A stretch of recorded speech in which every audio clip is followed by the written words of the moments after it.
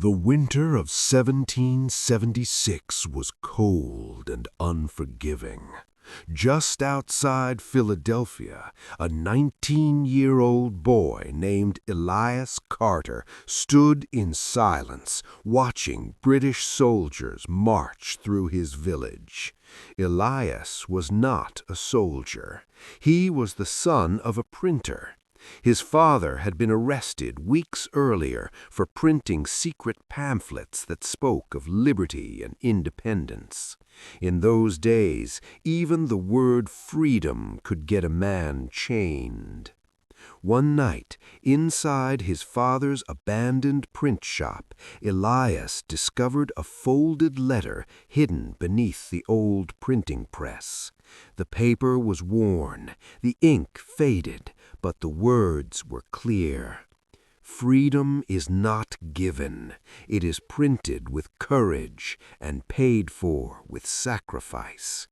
At the bottom of the letter was a name that made his heart race: George Washington.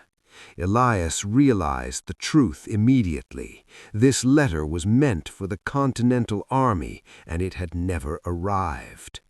British patrols filled the roads. Anyone caught carrying messages was punished without mercy. Still, Elias made a choice. He would deliver the letter himself. Under the cover of darkness, he crossed frozen rivers, moved through dense forests, and avoided burning villages left behind by the war. At one checkpoint, soldiers came dangerously close. Elias hid inside a barn, his breath shallow, his hands shaking. An elderly farmer discovered him there, but instead of turning him in, the man whispered, "I can't fight anymore, but you still can." Days later, exhausted and wounded, Elias reached the Continental Army camp. His clothes were torn, his fingers numb from cold. He stepped forward and placed the letter into George Washington's hands. Washington read it slowly. Then he looked at the young messenger and said, "This boy carries more courage than 1,000 soldiers." Months later, the Declaration of Independence spread across the colonies. The dream of freedom began to take shape.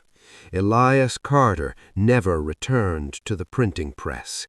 He did not become famous. His name was never written in history books, but his courage traveled farther than any army, and his message helped give birth to a free nation.